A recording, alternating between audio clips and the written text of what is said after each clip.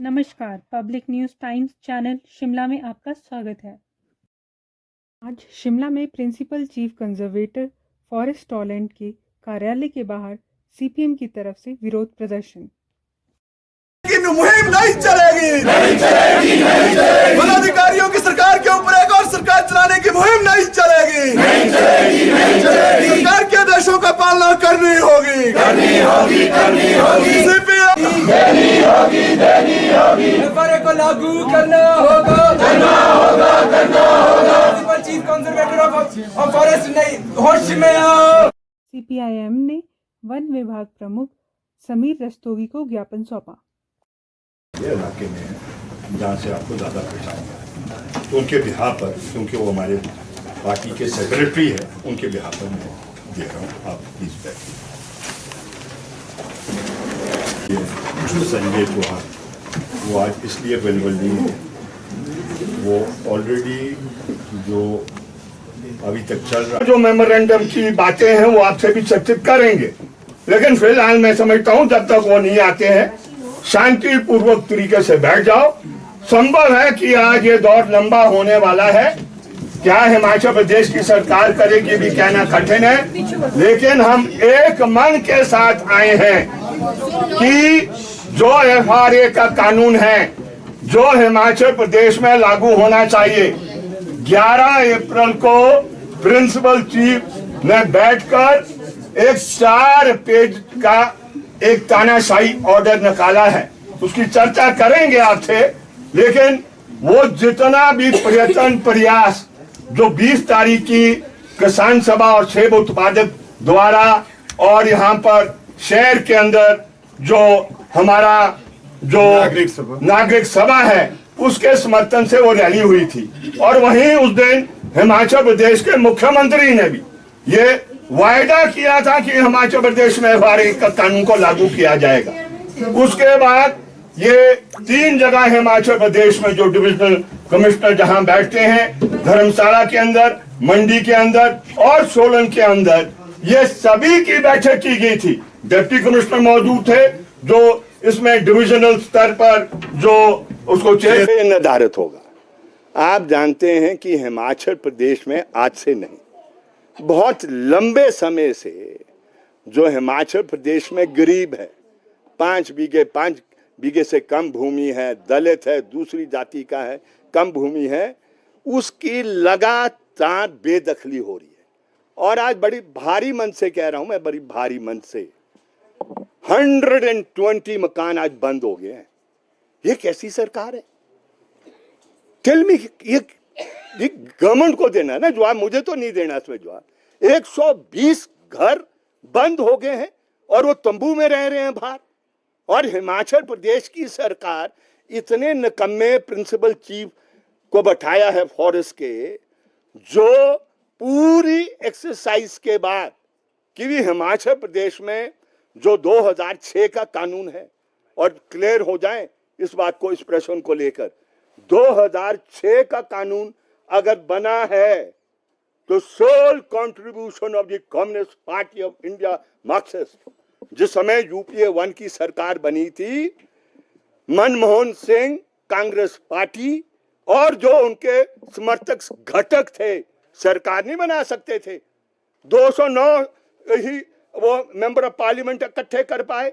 वाम की उन्होंने मदद ली, और वाम में तो ओनली दी सीपीआईएम, मैं दोहरा रहा हूं, जिसने कहा हमें कोई मंडल में जगह नहीं चाहिए, कोई मंत्रालय नहीं चाहिए, no ministry, we only want कि भी जो देश की अवाम है, मेहनत कश है, उसके पक्ष में कानून बनना चाहिए। 3 सिफारिशें की थी, कॉमन मिनिमम प्रोग्राम बना था। एक कहा था कि फॉरेस्ट राइट्स एक्ट बने। एक्ट क्यों बने? क्यों सदियों से जंगलों में रहने वाले और जो जनजातीय हैं उनके सेटलमेंट नहीं हुए थे, उनके ये क्या कहते हैं जो जमीन है उनकी मलकियत नहीं बनी थी, उसके राइट्स नहीं दिए गए थे। तो ये मांग थी कि फॉरेस्ट राइट्स एक्ट ये देश के अंदर लाया जाए, पहली बात।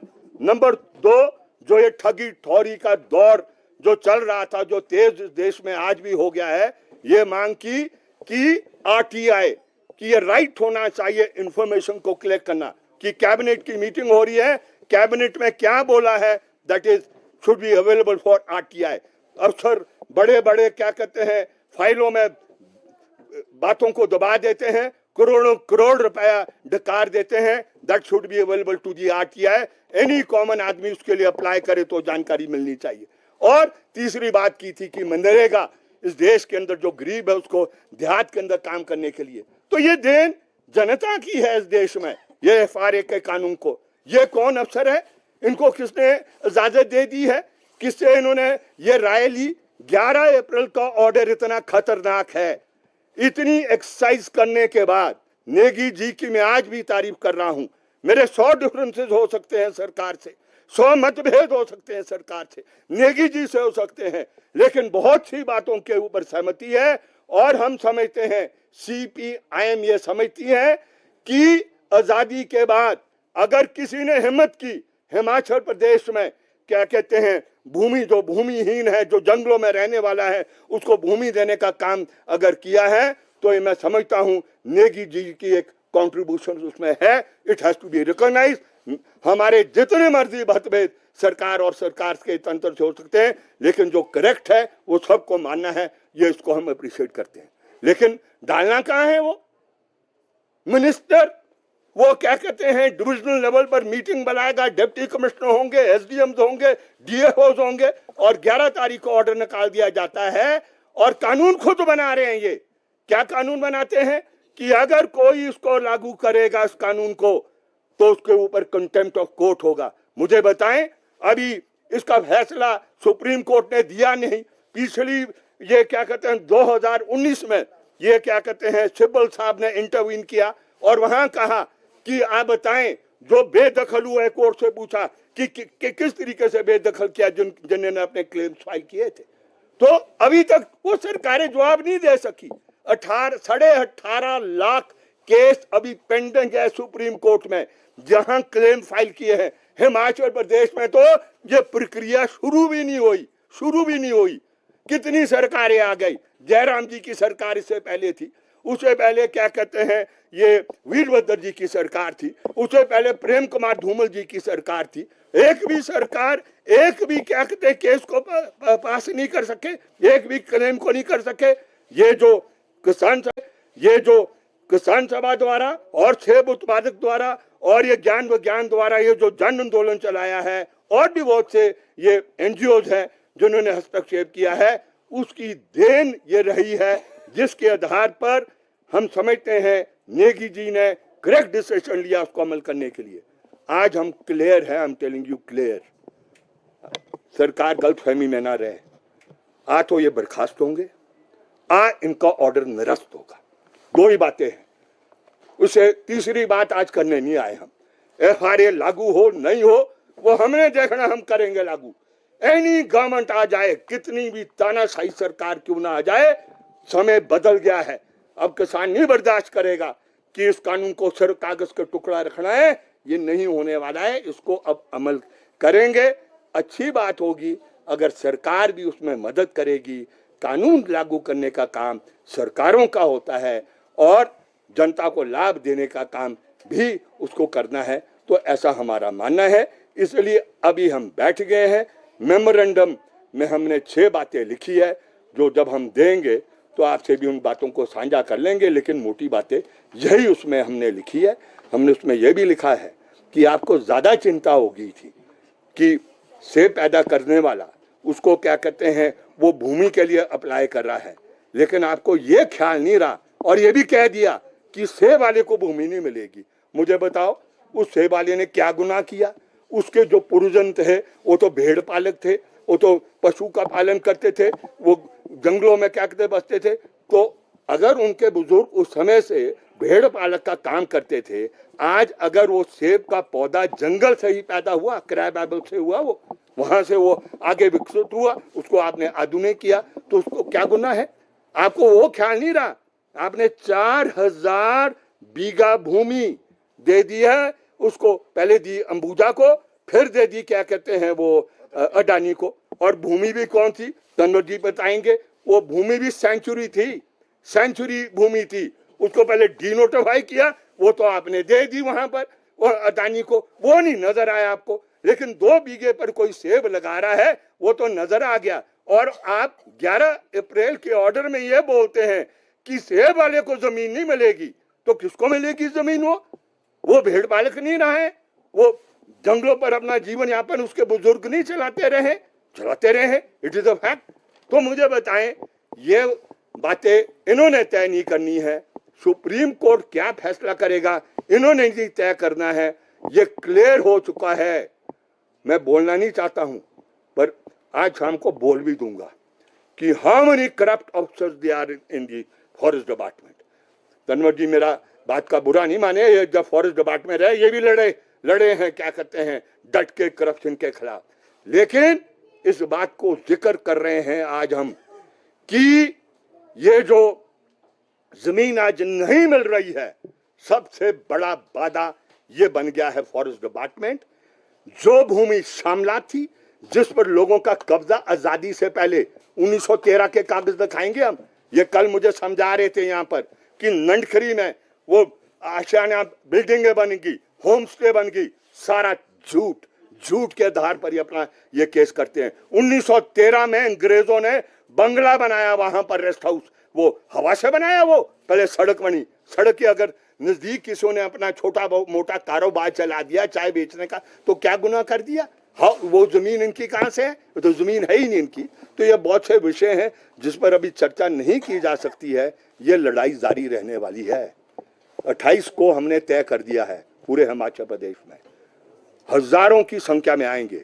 20 मई को तय कर दिया है, देश का मजदूर हड़ताल करेगा अपने जीवन यापन को बेहतर बनाने के लिए, उसके समर्थन में हम खड़े होंगे। उसके बाद जैसे दिल्ली के इर्द गिर्द आंदोलन चला है, उस तरीके का आंदोलन चलेगा। तो सरकार को समझ लेना चाहिए, हम कोई पाकिस्तान से नहीं आए, इसी देश के वासी है, और हम भी इस देश को आगे ले जाने के लिए ही सोचते हैं, काम करते हैं। तो मेहरबानी करके इसको लागू करो, ऐसा हमारा मानना है। थोड़ा सा प्रकाश